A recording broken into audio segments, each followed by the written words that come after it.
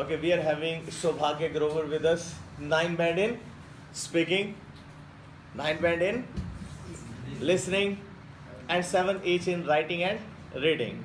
Okay, so Sobhagya, are you ready? Yes, sir. Very good. So first is what is the significance of fashion?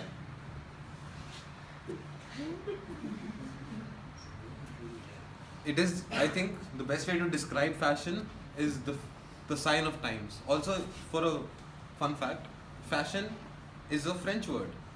In French, it means the times. The reason why fashion is evergreen and is always developing and changing, and we see with the time there's a new style coming on, and there's, if you're not wearing that, you're out of time. You need an update.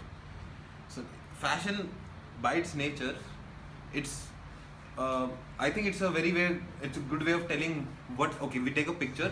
If we 10 years down the line, if we just pick up a picture, oh, this girl is wearing this or this guy is wearing that. So roughly it's the 2000 something era. Oh, he's wearing that. This is definitely the 60s. So I think that's good. Historically accurate. Like fashion can make you be able to guess what time frame you're looking at. Okay. That's kind of interesting. Yes. Who are more crazy for fashion, men or women? Well, as per my notion, girls are more preferring to wear new style of clothes because they think that they should get updated time to time. That's why, as per my notion, the girls are more fashionable. Okay. So do you think fashion changed with the time? Yeah. Quite certainly, sir. There is obviously the geographical reasons, the metaphysical reasons. Like it is now generally hotter in Sirsa, as in Haryana as an area is gradually getting hotter. So we see a trend in maybe the kind of clothes, the material that is being used is slightly thinner from before. We will see fashion is not only changing; it affects how we live and wear our clothes on a daily basis, and that's the case with every place as far as global. Okay. Yep. So I'm just changing the topic. No problem. We are coming to books. Okay. Just talk about the value of books.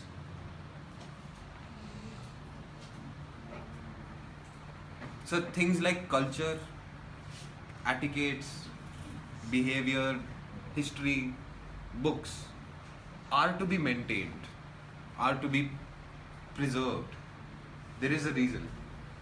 Like fashion is a sign of whatever times we are alive in. Books happen to be a very good depiction of what era that book has been written in. So there was a subject in my college. It was called art appreciation. It was not just about films. It was not just about paintings. It was telling us why art should be like. There is a person who stares at a painting for 3 hours, and then there is a person who doesn't even look at it for 3 seconds. The difference between these two men is that he understands that painting is more than just strokes on a paper. Mona Lisa, more than a picture of a woman, it is the 1882 era. It is the paints from 1800s. Or maybe earlier, I could be wrong. It could be ancient. Okay, so what are the reading habits of youth in your state? It's scarily, it's close to non-existent today. I do not see any of my friends, colleagues, friends, or people I meet on a daily basis talk about, I read this book today, you should read this book, or have you read any book recently? Strangely, I personally have read 2 to 3 books in my life. Like other than the books that I was supposed to read for my college or school, I personally never went out and said, okay, I feel like reading a book today. Personally, it's an embarrassing state to be in. From the point where we have more books than human beings on the planet, it is a shame that an average person only reads 2 in their lifetime. There should be a little more sense of belongingness towards books, so that we not only preserve that which is past, we as the youngsters that we are zealous enough to write a book for tomorrow, for our children to come. These times have to be remembered. If we do not write books or do not like reading books in today's era, trust me, this era with us and the books that it creates will be forgotten. Sadly, it is the truth. Okay. So do people read English book or books in other languages? Well, as per my notion, people don't read the English books because they don't find it comfortable. As if I compare, sorry sir, it's very Well- long time to be part of. Okay, it's English. okay, it's okay, it's okay, it's okay. Yes, you. Same question. Yeah, same. Language specific. Like, Yeah. Basically, sir, not only it is true that if I was brought up in Haryana, we spoke about this earlier, how like vocational studies and regional mother tongue studies are made mandatory in schools. It is very natural that the children of that specific area will read more regional and local texts than the ones that come from seas apart. It is good too. Like having read text from your own neighborhood or your own belonging can allow you to understand your own environment better. It seldom it is found that in small regions like Haryana, it's not exactly a small region, but in terms of reading, as far as reading goes, we would find very less people come to read either novels or anything. But as soon as we move to the cities like our own, we see a lot of students, a lot of my friends are fanatics about novels or certain writers. If a book drops by that writer, they would have to be reading it. So I think there is a general divide. Obviously, the precipitation for people who read English books is kind of less, but that doesn't show anything. I think having read books alone is a very good stature to have, and a lot of people are reading books, be it regional or not. Or for this query, guys, especially, if you are part of some area where books are not read, then you would say like, okay, people are not interested in reading books. But you never know. If you just go to some metropolitan city, you will find maximum people would be reading English books, guys. Okay, so means you should be updated about these sort of things. Yes, you just require. So yes, this is for you. Which is the book you would like to recommend to others? This is the toughest query for everyone. Like there you is would a- like to recommend. Yeah. There is a book, there is a writer specifically, Devdutt Patnaik. I personally haven't read many of his works, but I've read a lot of his excerpts, and we were given a lot of his texts to read by ourselves also. Other than that, Nandita Das, the director for films, also happens to be a magnificent writer. So like we got excerpts for her books when she came to our college for her promotion of films. So like there was a book written by her, it's called The God of Small Things. If you read one page from that book, one day of your life will become more beautiful. And it will be like such a reward. You will want to read another page because it felt so good. You keep on reading. That book is a drug, my friend. God of Small Things will get you addicted to reading. I don't read that book because if I start reading that book, sir, I'm afraid I will not stop reading books. I keep away from it. There is a statutory warning on the book. If you are in the ages 21 to 29, do not read this book without supervillains. It's kind of crazy because that book is not about how to get things, or it's not about worldly topics. God of Small Things. Okay. So, is there any library in your city? Well, as I hail from a countryside area, so there is no library to read books. So whenever I want to read books, so I pay my personal visit at Sirsa for reading the books. Okay. So, are you frequent visitor of a library? I wouldn't say so, sir. I would be lying if I said that I've been visiting the libraries here often. Luckily, I was studying in Gurgaon right now. I've been staying there for a month or two now. I happened to live across one of the most famous libraries in Gurgaon there. It's a very old regional library. It contains texts generally regarding prehistoric elements and times of wars and history. I personally like reading history a lot. It's really enjoyable. In Sirsa, however, I didn't get that connection with reading yet. Having been Gurgaon and living next to a library, I feel like going there every day. So every day, once I'm done waking up and freshening up, before my class, I go there. I study there also. And if I get the chance to attend my classes at the library as well. There are private libraries in Sirsa, many of them. 2 of them are owned by my own friend. I'm sure you must have heard about it also. There are no books there, but it's a reading space for you to, like, you could go on a monthly basis. You could take your own books and you could read there. Having a zone like that makes reading more fun. That is also there. So yeah, libraries are fun. Okay, so how can we promote reading habits of people? I think this class environment is the best place to have this experiment at. So I'll give you a tiny example from my sister used to work in a school in Gurgaon back then. She doesn't anymore, but the pattern of that school was very unique. So there weren't any walls or books in that school. There was no uniform, there was nothing. The child used to, it was for pre-primary kids. The child used to come to class, he has the option to attend the class or not. The teacher's job is to make sure that the child is indulged and interested in things. So randomly the teacher would ask, children, do you know why the sky is blue? And the children would get excited. Some would say because that or because this or because that. Every brain in the room suddenly starts getting jumbled up from the core. Now they are looking for an answer. The teacher just asked a question and now the children are all gassled up. One is pulling out a laptop from the office, one is going home to ask mom and dad. So they created curiosity.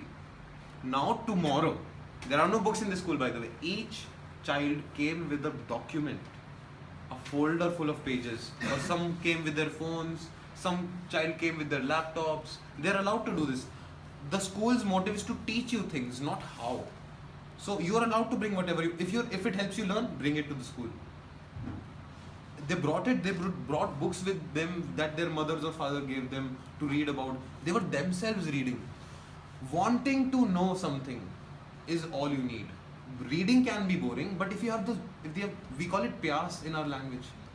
If we can understand wanting to know something like that, you would read books, you would read anything, you would read articles, name it, you would read posters on streets if you want to know. Wanting to know something, having the curiosity for something, that's what you need. Books though come and go. Okay, yes. What is the significance of festivals? Well, as per my notion, festivals are worth considered because if there are no festivals, so how the new generation can come to know about the cultural heritages and all. So that's why, as per my notion, it is more significant and potential. Very good. So, do you celebrate a festival which you love the most, just for celebration? I think it's only right if I'm being honest here. There came a time where I was a certain age where the feeling for celebration kind of deteriorated away. I found when I was in 8th grade, I no longer found myself interested in Diwalis. I liked the puja and the whole gifting ceremonies and everything, but going out and bursting crackers was something I was no longer interested in personally. Yes, festivals, we can talk about the cultural reference that it has. We can talk about how it is an important thing for us humans to do. But personally, as a kid, I found myself kind of deteriorating away. So like if there is Holi, I acknowledge it. If there is a puja at home, great, perfect. I'm meeting my friends, eating something, but not really the celebrating element of it. I personally felt very detached. Okay, so do you think festivals have some commercial value also? Oh, definitely. I think that is the reason why I cannot anymore have emotional values to it. Diwali is more of a stage to sell you the best microwave ever than Ramji coming to his home. I think that is the disconnect where I kind of can't celebrate anything anymore. Personally, I'm not doing much to pray to Ram also myself. I'm also a bad student. But what I'm saying is, I personally, I don't think I have the right to celebrate Diwali if I don't know the significance of Diwali. So I keep away. I think I'll be able to celebrate Holi or Diwali better if I know what they are, who they are about, what stories they are talking about. I personally think that way. I don't think I should enter any mandir if I don't know what God I'm praying to. And most of us don't here. Very good. Out of track. Talk about the commercial value. You started talking about Diwali. Talk about Of the festivals, commercial. sir. Yeah. Of festivals. I began my topic at how Diwali is a better microwave selling scheme. If that is not commerce, sir, then I don't know what is. No, that is commerce, but later on, nothing was there related Okay. to commerce. You started talking about something else. Festivals are the perfect ground for... Or it also happens, guys, in final exam sometimes. You get emotional. But sir, honestly, I am giving you the exact answers that I gave to my examiner that day. That got me 9 bands, and that's the difference between here and me. Honestly, these are the kind of answers I gave. I was personal to But it. here, I think, I personally believe. Definitely, sir. Yeah. All festivals today have ended up being more of a way to sell you schemes. And it is obviously a commercial based activity more than anything. More than actually celebrating Diwali, I see parents and like children excited about what more they can get today. Even if we go out of India, Black Friday, keeping away from what its historical reference or significance was, is the biggest sale that America gets. You wait for Black Friday so that you can buy your things, like buy the things that you exactly want. That commercial value, obviously, it strips away the culture. It destroys what the festival once used to be. It used to be a cultural activity to bring people and hearts together. Now it's a cultural activity to bring your money and everything together and how you can spend it most wisely that day. And every festival is like that. And as long as there are humans and markets and banks, this won't change. Okay, so let's talk about movies. Okay, so what sort of movies are popular in this era? Luckily, there is a plethora of ideas and a, like an endless stream of genres today. Earlier, it used to be a very stagnant pace that boy meets girl, either the girl is rich or the boy is rich. There was a formula of films being used for a very long time. Now, that belief has been slowly shattering away. When I'm talking about just our cinema, our Indian industry alone, we see regional ideas coming. We see Ayushmann Khurrana, he ends up taking scripts that should come from a street in Delhi or Haryana. It should be a story of a common man. That when I watch the film, I feel like, oh, ye to meri gali hai. That kind of feeling, that there is in our studies also, there was a specific term given, every manness. Every man hyphen ness. That was that whenever, whoever watches this film in whatever time frame, he should be able to relate to this film. Now, I was no longer able to relate to Govinda dancing in the mountains. There came a time where I kind of grew bored of it. I wanted stories that related to me and my life. So we see a very different trend of films coming. We see a lot of people regionally watching English films but dubbed. That trend is also, it's huge. It's been here from a very long time. But I personally know people in Sirsa who are way excited about the new Avengers dropping than a Suryavansham. That's there. Okay, which type of movies do you like, by the Do way? I like? Yeah. I would obviously, I love drama. Like that's a field that I personally expertised in. Like in terms of script writing, story writing, as far as story writing goes, I think a drama film script is more, it's very elusive. In the sense, like every person in the room will have one or two memories that he'll be able to, oh yeah, that's something like that happened in my life also. Or something like, oh, I wish something like that happens in my life also. These are tricks the story writer uses to gauge our minds inside the film.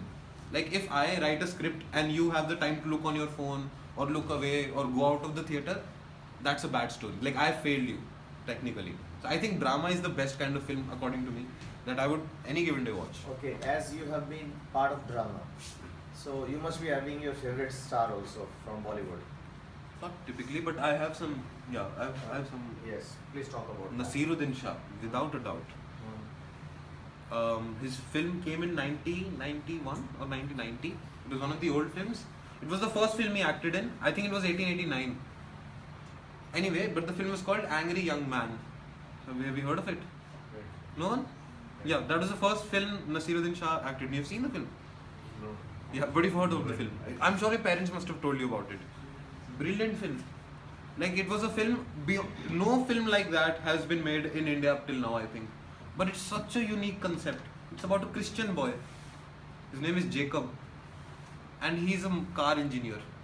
That story, this setting alone, like let's not talk about the story at all. But this setting alone, a Christian car mechanic in Goa. I'm interested already. And the film is called Angry Young Man. It's about his anger and him not being able to control his anger. It was such a unique story. And everyone could relate to it. Drama, check. Nasiruddin Shah's amazing acting, check. amazing storyline, check. I'm sold. Take my money. Okay. So should movies be censored? There's a that's a wild debate right there. Would you believe it or not, sir? In our film school, that used to be the debate. It is like there is no Obviously. endless. It is endless, and mostly it's because we as filmmakers, we as film students wanted to be like, we'll show whatever we want to in our films. We this that. We would come down to dharnas in front of our buildings that we really want to stand up against it. And then there was the kind of students and teachers who would tell us, how can you produce, okay, like you made a book and it was poisonous. Somehow it was poisonous or it could hurt feelings. But would you mass produce that book? Would you let everyone touch that book and get sick? No, right? Like, but it's up to them to buy the book or not. So this debate is endless. But censorship, as far as censorship goes, is a way of, like, we have a funnel. So we put all our milk through the funnel. That which is not required or is not good for our milk is funneled out. We get only the pure milk left outside. Likewise, a film is full of ideas. Ideas that could hurt people, ideas that could help people. So we put our film through the funnel of the censor board. Luckily, our ex-owner just left a year or two ago. That was quite the time. But now the current person is a little more lenient. So do you think censor board is fair? Or that is paid? I'm not sure if I'm allowed to talk about this, but yes, it's fair to some, but it's fairer to people who are rich. It is sad.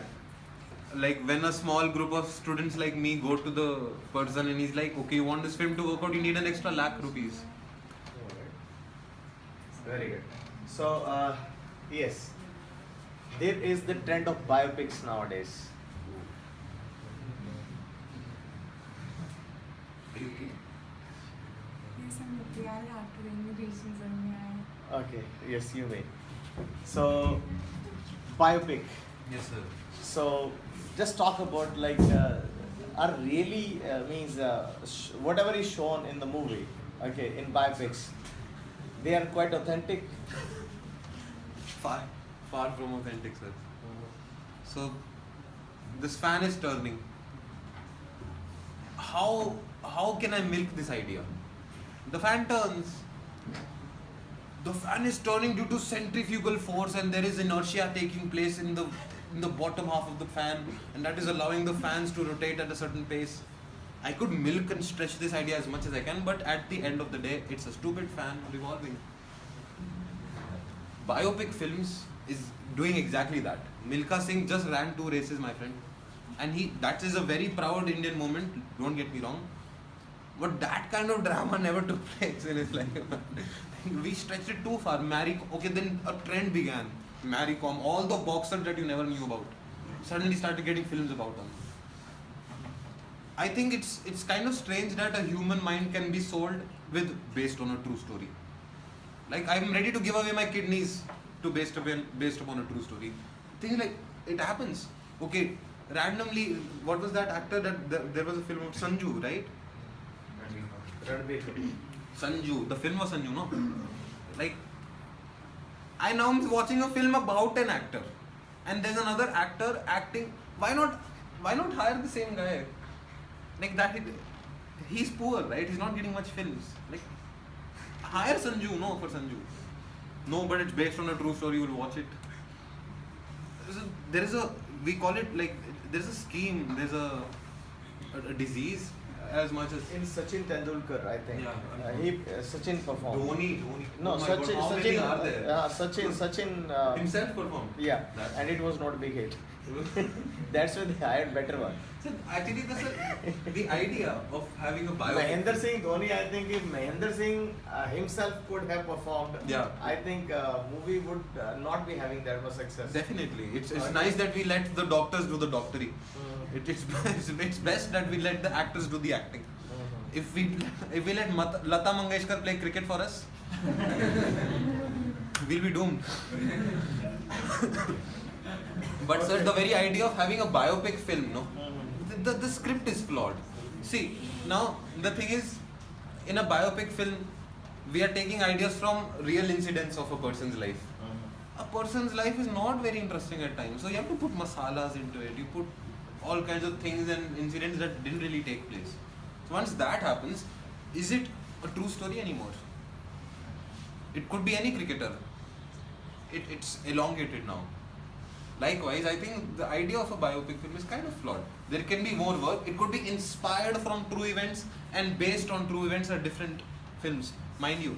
Like there are, if you notice, films are either inspired or based upon true events. The distinction between these two can be the difference between our minds. So that's all about this session as well. So thank you very much. Thank you, sir. Be in touch.